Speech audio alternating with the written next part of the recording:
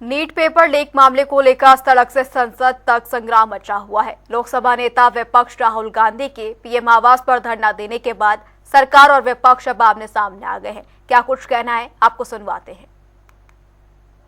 Democratic government नहीं है, ये डिक्टेटरशिप पे चला रही है और पार्लियामेंट के मेंबर्स को कोई मर्यादा नहीं देती और रूल्स के तहत जो टेस्ट करते हैं उनको भी वो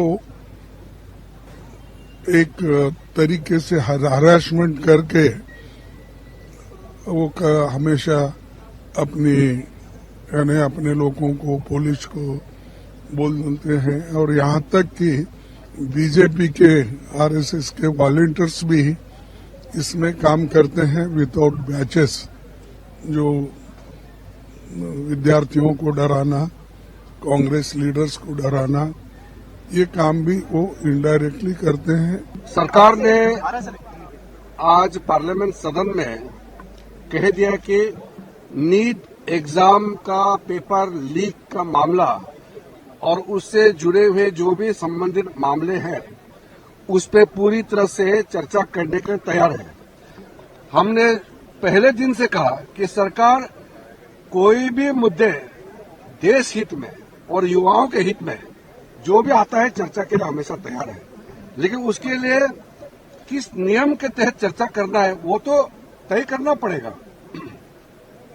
पार्लियामेंट के अंदर में चर्चा करने के लिए एक सिस्टम बनाया हुआ है। अब सीधा सड़क पे उतर जाते हो और हंगामा करते हो, ये ठीक नहीं है। चर्चा सार्थक होना चाहिए, नियम के तहत पॉजिटिव डिस्कशन होना चाहिए।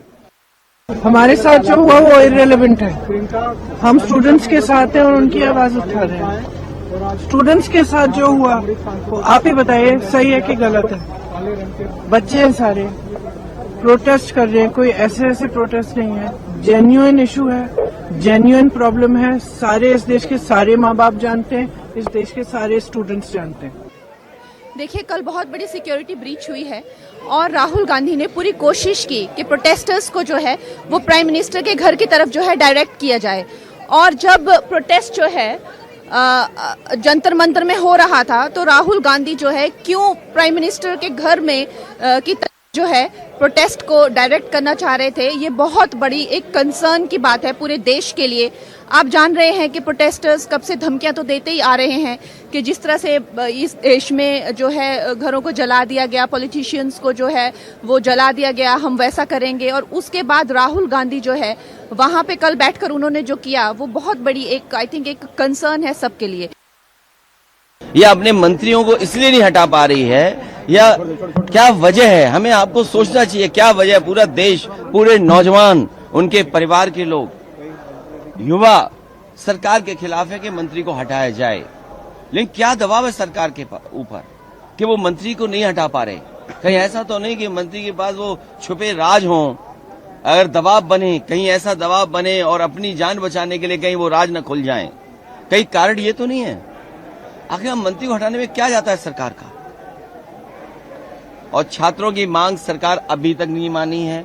छात्रों से अभी तक, युवाओं से अभी तक सरकार ने कोई बातचीत नहीं की है। विपक्ष लोकसभा में सदन में नोटिस नहीं दे रहा है, बल्कि सड़क पर, और सड़क से भी ज्यादा कल जो प्रधानमंत्री जी के निवास पर जो राहुल गांधी जी ने धरना दिया है, ये भारत के आंदोलन के इतिहास की सबसे अराजकता वाली घटना है। एक जिम्मेदार नेता के द्वारा किया गया गैर जिम्मेदाराना हरकत है और अपनी सुरक्षा को भी उन्होंने खतरे में डाला और बिना दिल्ली पुलिस प्रशासन को सूचना दिए बिना, बिना अनुमति के, बिना स्वीकृति के देश की सबसे संवेदनशील स्थान पर धरना देकर दिल्ली की आम जनता को उन्होंने परेशान किया है। नहीं, मैसेज तो अगर मैं समझता हूं कि हमारे टेलीविजन और प्रिंट के साथियों को तो हमसे बात करने की जरूरत भी नहीं है। मैसेज पूरे देश में है।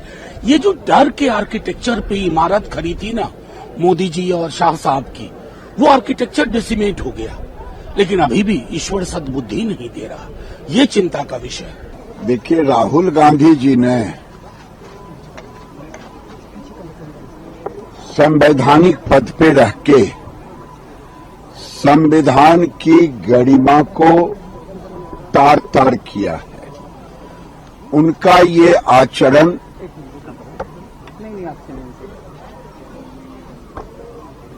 बहुत ही खतरनाक मंशा से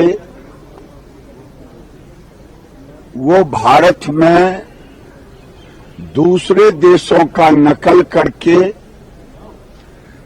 यहां उपद्रव कराना चाहते हैं और प्रधानमंत्री के आवास के पास ये धरना, अगर कोई ऐसी घटना घट जाती, कोई वहां से कुछ अग्निय चीज छोड़ता, तो क्या राहुल गांधी के ऊपर तो मैं कहता हूं कि जिस तरह की घटना घटी है उसमें उन पर देशद्रोह का मुकदमा चलना चाहिए।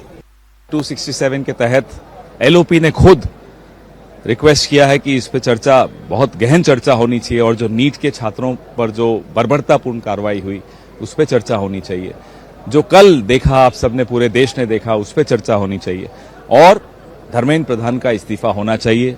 गृह मंत्री को सदन में आकर, दोनों सदनों में आकर एक विस्तृत बयान देना चाहिए, लेकिन सरकार कुछ भी मानने को तैयार नहीं दिखती। बीजेपी धर्मेंद्र प्रधान को बचाने के लिए प्रोटेस्ट कर रही है, कांग्रेस नौजवानों को और उनके भविष्य को बचाने के लिए प्रोटेस्ट कर रही है। ये अंतर है। अलोकतांत्रिक है।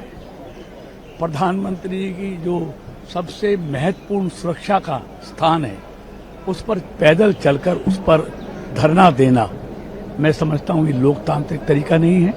ये कानून व्यवस्था के साथ खिलवाड़ करना है। ये बौखला गए हैं, इनका मानसिक संतुलन खराब हो गया है, इनके पास कोई समाधान का रास्ता नहीं है। पहले दिन से ये व्यवधान पैदा करने वाले लोग हैं। मोदी जी हर चीज का समाधान सोचते हैं और विपक्ष आज व्यवधान के अलावा कुछ नहीं सोचता। किसी भी को गुमराह करना बहुत आसान है, लेकिन रास्ता दिखाना बहुत कठिन है। विपक्ष भोले भाले विद्यार्थियों को गुमराह करने में लगा है।